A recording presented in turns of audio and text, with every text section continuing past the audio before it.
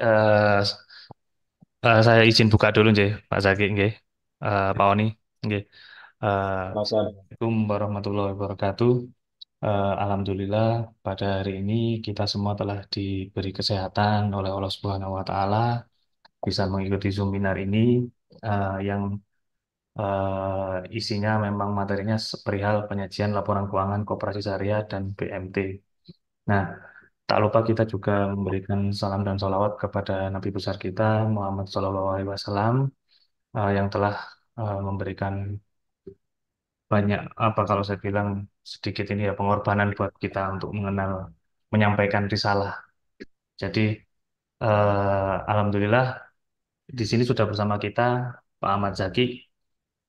Mungkin teman-teman yang tadi awal sudah saya sampaikan, mungkin saya sampaikan lagi bahwa beliau ini adalah senior saya. Jadi akademisi dan praktisi, beliau yang banyak jadi tempat saya belajar perihal bagaimana menyajikan laporan keuangan yang sesuai standar. Ah, beliau sekarang aktifnya juga sebagai dosen di Universitas Brawijaya, sih, Pak Zaki, sih.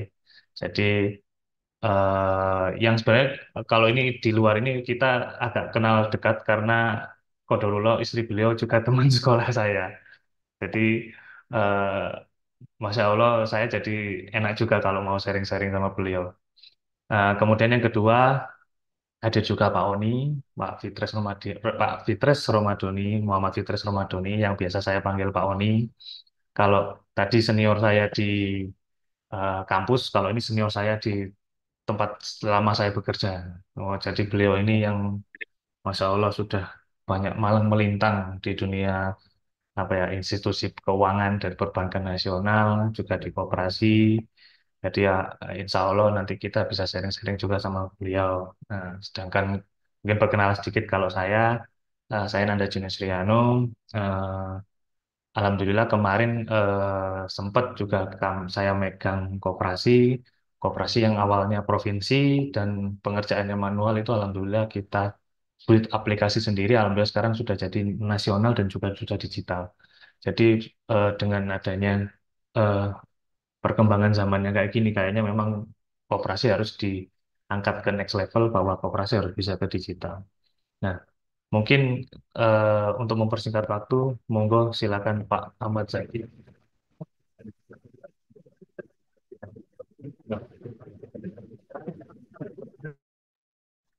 Kepada Pak Ahmad Zaki kami persilakan, Pak Ahmad. Oh, oke. Terima kasih izin share screen ya. Langsung bahas Nanda aja langsung ya.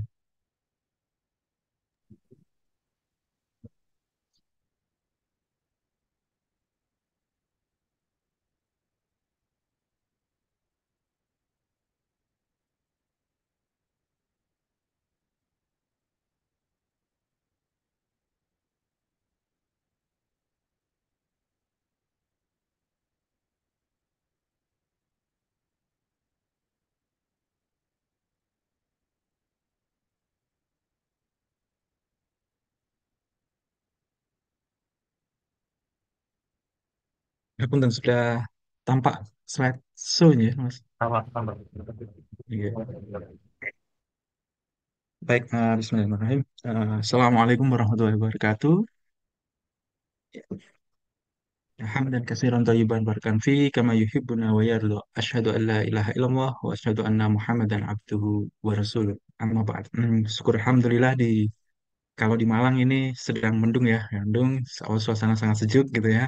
Tapi insya Allah mendung cuacanya, tapi hati tetaplah cerah gitu ya. Jadi saya tetap semangat, apalagi di eh, pagi-pagi kita sudah disuguhi untuk berdiskusi. Ini insya Allah menjadi suatu yang semoga menjadi ada keberkahan untuk apa yang kita lakukan hari ini gitu. Baik, terima kasih atas kesempatannya kepada Mas Nanda gitu ya.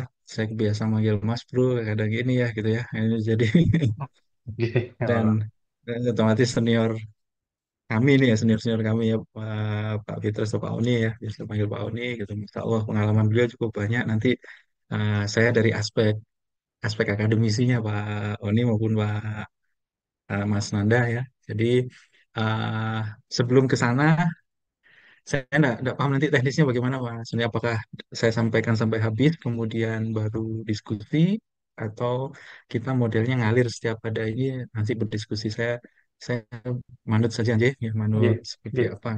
Anu Oke. Pak Zaki ngapunten agak motong. Jadi nanti Oke. tadi saya sampaikan di awal Pak Zaki apa menyampaikan materi nanti kalau misalnya ada pertanyaan bisa di chat di kolom chat nanti kita sampaikan pertanyaan. Jadi langsung diskusi aja enggak. Oke, oke. Oke. Baik, baik. Terima kasih. Baik, ini tadi sudah diperkenalkan ya. Jadi saya memang betul di pengajar gitu ya, tapi sekarang masih jadi mahasiswa, tapi juga masih aktif di kampus ya gitu. Dan sehari-hari saya saat ini yang berkaitan dengan Akshar. Nah, ini yang nanti saya harus disclaim ya. Posisi saya sebagai anggota Dewan Standar gitu. Nah, konsekuensinya kalau anggota Dewan Standar, eh, konsekuensinya di sini gitu ya. Sehingga apapun yang saya sampaikan nanti saya disclaim di depan J. Itu adalah pandangan saya pribadi gitu ya, bukan bukan opini dari Dewan Standar. Nah, karena kalau nanti kemungkinan diskusi kita akan berkaitan dengan bagaimana perlakuannya bisa jadi seperti itu. Nah, itu kalau apa yang saya sampaikan adalah pandangan saya pribadi. Karena kalau di kami modelnya kolektif kolegial, J. Jadi kalau ada uh, isu-isu terkait akuntansi, jawabannya harus secara kolektif kolegial di seluruh anggota dewan itu gitu. Baik gitu. Nah, itu mungkin perkenalannya ya. Kalau kalau panggilan ya biasanya kadang yang paling banyak panggil Bang Jack malah gitu ya Masnya. Nah, itu jadi seperti itu. Baik, saya uh, beberapa waktu lalu di kontak Mas Nanda diajak berdiskusi untuk ada sesuatu yang menarik gitu ya terkait eh, laporan keuangan gitu, laporan keuangannya untuk eh, koperasi gitu. Mas Nanda waktu itu nanya, saya nggak pakai nunda ya Mas ya. Jadi saya buka WA-nya langsung saya jawab iya gitu, setuju gitu. Kenapa? Karena ada sesuatu yang menarik memang gitu, ada sesuatu yang unik dan bersamaan dengan eh, per 1 Januari 2024 kemarin itu standar akuntansi di Indonesia itu semuanya eh, berubah gitu ya. Minimal nomornya Pak berubah. Kalau dulu saya nyampaikan nomor satu, angka depannya satu misalnya. Sekarang angka depannya berubah jadi empat semua. Apakah eh, berubahnya hanya di nomor? Ternyata nanti ada. Nanti saya coba sampaikan ada beberapa konsekuensi. Termasuk menariknya dampaknya ke operasi gitu. Nah ini yang jadi menarik. Maka uh, Kodarullah pas di sekitar sebulan atau 2 bulan yang lalu ya, teman-teman di DSAS itu juga dengan IAI itu membuat sosialisasi ya, semacam sosialisasi eh, terkait Permenkop nomor 2 tahun 2024. Nah, tentang pedoman akuntansi untuk koperasi. Kalau dulu yang Permenkop 14 ya, tahun 2015 yang itu sebagai pedoman. Nah, sekarang dicabut ya, dicabut diganti menjadi yang paling masih fresh gitu ya, Januari 2024 kemarin. Nah, itu diberlakukan dan cukup tegas ya kalau lihat isinya lebih tegas gitu sehingga uh, timbul nih gitu pertanyaan-pertanyaan menggelitiknya itu timbul gitu pertama kenapa kok saya harus buat nah itu kan emang boleh ya enggak buat gitu. Nah, terus siapa yang wajib kan itu akhirnya yang timbul pertanyaan terus kalau wajib saya ikut yang mana kan gitu saya mau ikut PSK Syariah kah saya mau ikut katanya koperasi syariah atau Baitul Mal tampil berarti bentuk koperasi syariah yang mungkin nanti bisa uh, tidak beraktivitas di keuangan saja kan, berarti bisa diproduksi, bisa dikonsumsi, harusnya kan seperti itu gitu. Nah ini kan uh, jadi menarik gitu. Konsekuensinya bagaimana? Sementara struktur standar kita beda gitu kan, agak berubah-berubah gitu. Nah, maksudnya disesuaikan lebih tepatnya begitu.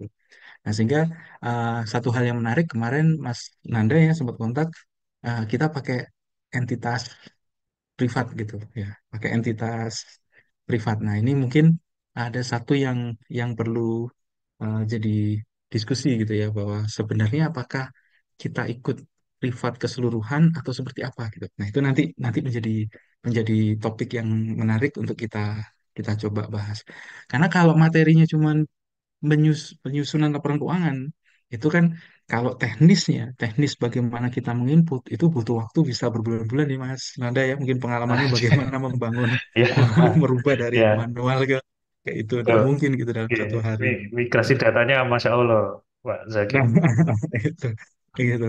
Nah, saya juga ini yang terakhir yang kalau mungkin teman-teman yang di wakaf ya, yang di Nazir Wakaf itu kan terasa betul ya. Sekarang mau disatukan seluruh Indonesia itu kan ya, kami di teman-teman waktu di UGM itu kan susun gitu ya, susun aplikasi itu ternyata ya, sampai sekarang udah 2 tahun ini pun cukup berat gitu loh untuk membangun satu sistem yang bisa terintegrasi gitu. Tapi mungkin nanti pengalamannya Mas Nanda yang saya ya cukup mengikuti ya bagaimana konflik-konflik di perlakuan akuntansinya seperti apa gitu. Ada perbedaan-perbedaan dan yang menarik adalah saya apresiasi ini ini omongan saya pribadi sebagai anggota Dewan Standar yang sedang menyusun satu standar gitu Pak. Ada satu praktik yang apa yang disampaikan Mas Nanda itu sering saya bawa di forum gitu. Nah, ada contoh di saya nggak boleh sebut merek ya ini ya, atau mungkin di tempat kerjanya Mas Nanda dulu Ya, lah nggak gitu ya. apa-apa sih, nggak apa-apa. Kalau Masalah ya gini ya, gitu nggak apa-apa. tempat itu ada satu bentuk bentuk yang selama ini selalu buka buka apa istilahnya buka saham ya. Siapa yang mau ikut saham? Crowdfunding, Siapa yang mau ikut crowdfunding, saham? crowdfunding. Nah, crowdfundingnya. Nah, itu crowdfundingnya itu secara substansi transaksi itu kan sebenarnya menggunakan model wakala bilis istismar. Kalau kita detilkan substansinya. Nah, wakala bilis istismar itu belum diatur secara standar. Waktu dulu, waktu mau desain, Mas, Anda kontak saya gitu loh. Bro, saya ente ini kebablas gitu. Standarnya belum ada, tapi teman-teman sudah lari duluan gitu loh ya. Nah, jadi artinya, tapi kan nggak boleh dihentikan gitu. Nggak boleh dihentikan, harus gitu. Biarkan jalan dulu praktik, nanti standar akan coba menyesuaikan. Karena standar sifatnya prinsip, Pak. Makanya kenapa kalau saya mau, ya saya terima, saya sampaikan gitu. Karena nanti masing-masing Bapak secara atau Ibu di sini, ketika nyusun laporan keuangan, konteks perlakuan transaksinya itu akan menyesuaikan kondisi bisnis prosesnya gitu ya. Kalau kalau akuntansi itu kan ibaratnya membuatkan